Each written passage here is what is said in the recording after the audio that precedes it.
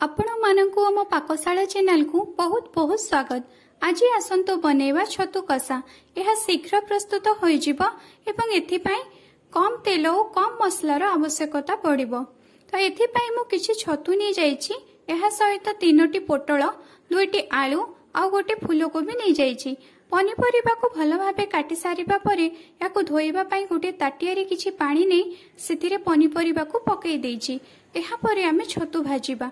तो गैस रे कड़े बसई कड़े गरम हे सारिबा परे सेथिरे बिना तेल दे कटा छतु सबको पकई देबा एवं याकु भल भाबे हाई फ्लेम रे भाजिबा।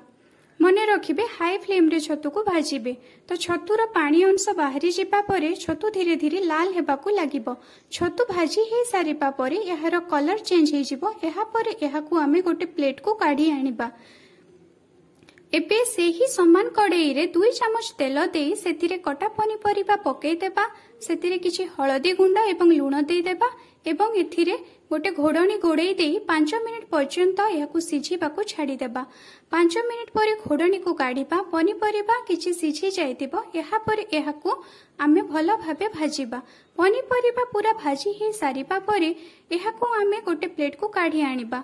एबे से समान कढ़ाई रे 5 रु 6 चामच तेल देई देबा। गोटे बड़ पियाज को काटी देई सेथिरे पकई देबा। 10 रु 12 खंड रसुण को छोट छोट करी काटी देबा। गोटे बड़ टमाटो को काटी देबा एवं ई कड़ाई रे पकई देबा। एहा परे सेथिरे हळदी गुंड लंका गुंड गरम मसला गुंड एवं लूण दे भल भाबे कसिबा। मसला रु तेल जेमिति बाहरी आसीबो मसला कसी हे जिवो बोली जानिबा। एबे से मसला रे कटा छतु एवं भजा हेइथिबा पनीपरिबा एवं भजा छतु को पकई देबा एवं भल भाबे कसिबा। कड़ाई रे तळी न धरिबा पई किछि अल्प पानी दे देबा एवं एहाकू कसिबा। शेष रे एथिरे किछि गरम मसला पकई देई गरम गरम सर्व करिबा।